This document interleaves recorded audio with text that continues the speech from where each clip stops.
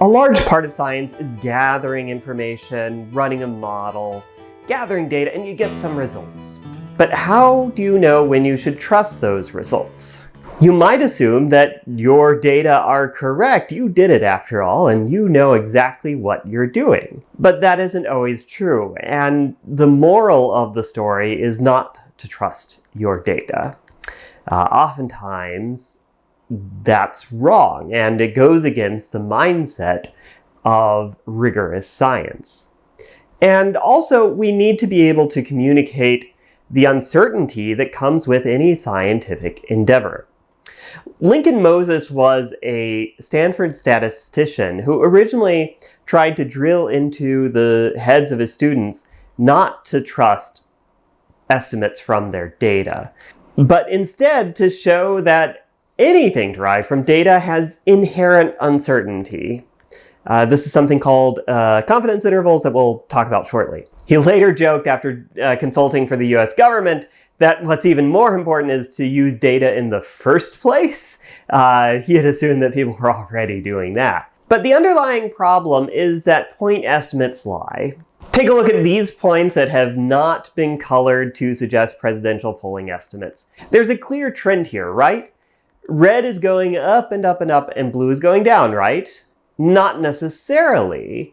Let's add something called confidence intervals or confidence bars that show how spread out our estimates can be.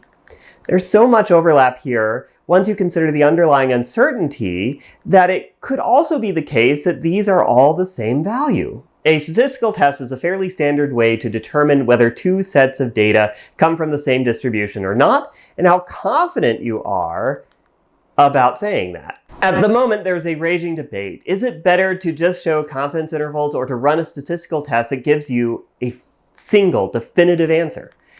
I personally think that I fall more on the don't do statistical tests camp, but that's not the main topic for today. And alas, I am not the dictator of science, so we still, in my group, run plenty of statistical tests to appease reviewers and committee members who are not satisfied with confidence intervals. What's more important is that you know the concept so that you can make your own decisions about which techniques you should use in a particular situation. This week, we'll be talking about confidence intervals, continuous statistical tests, and discrete statistical tests. But first, let's talk about the lingo. First up, confidence intervals. We kind of already talked about this in passing, but the basic idea is that instead of reporting that the average is 52.8, you believe that the average lies between 51.9 and 53.7. Okay, so that's where the interval part of confidence intervals come from, but what about the confidence? As we talked about before, we often use probabilities to encode confidence or certainty. Typically, we will say that we believe the value falls within the interval 95% of the time. We'll talk about how we figure out this in the next video. In the following videos, we'll talk about statistical tests themselves. These tests are basically tests of whether a specific null hypothesis is true. And the null hypothesis is typically the status quo. My model isn't better than another model. An intervention in a classroom didn't help test scores. Whether someone votes Republican is independent of their education level, so on, so on. A word of warning though, failing to reject the null doesn't actually prove that the null is true. This is a common theme in science. You often create falsifiable hypotheses that you can prove false, but the reverse is much more difficult to verify. Let's take a look at an example of a null hypothesis. Suppose you have a group of people and you measure their temperature.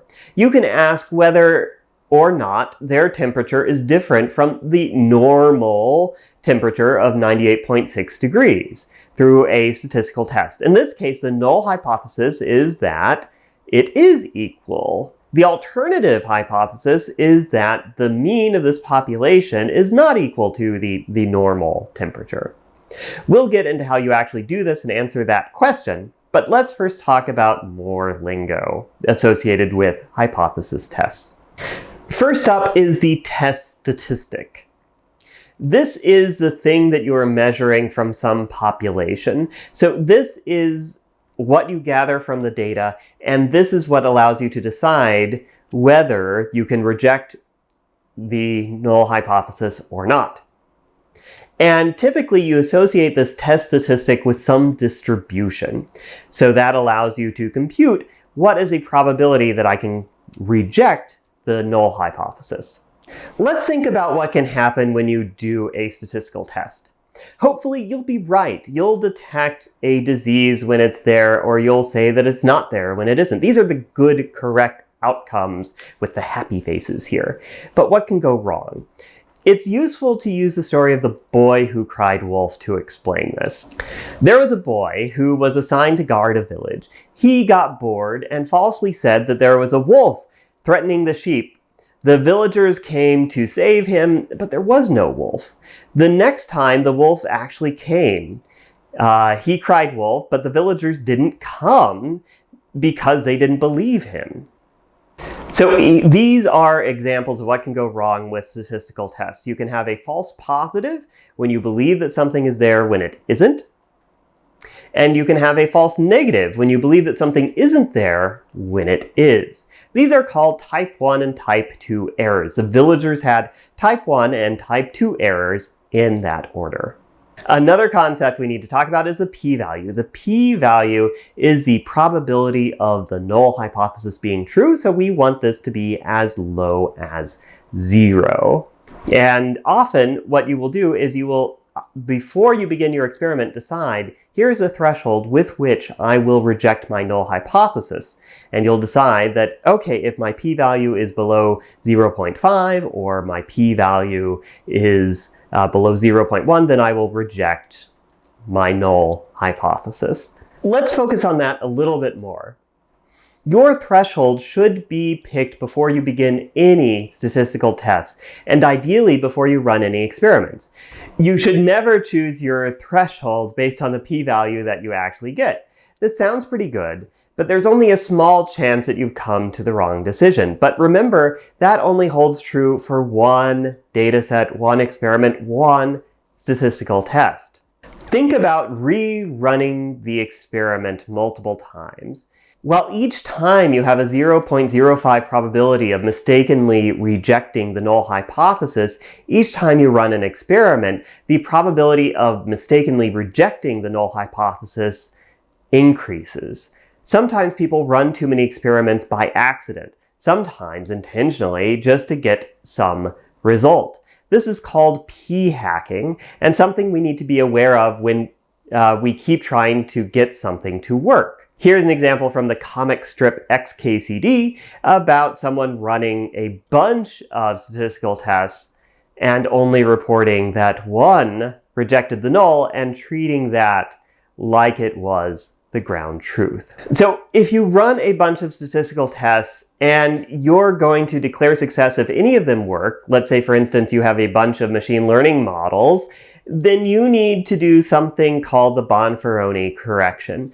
Instead of just using a single threshold for alpha chosen a priori, you divide that original threshold by the number of tests you run. But it's often better just to show the confidence intervals and let people decide for themselves, or create a comprehensive model with explainable parameters to compute intervals and parameters. In the next videos, we'll talk about how to run your statistical tests for continuous and discrete data and how to use them to draw conclusions about data. And this will be an important part of the rest of your career in data science, information science, or whatever it is that you do in science, because it will allow you to collect data, make decisions about that data, and report them with confidence.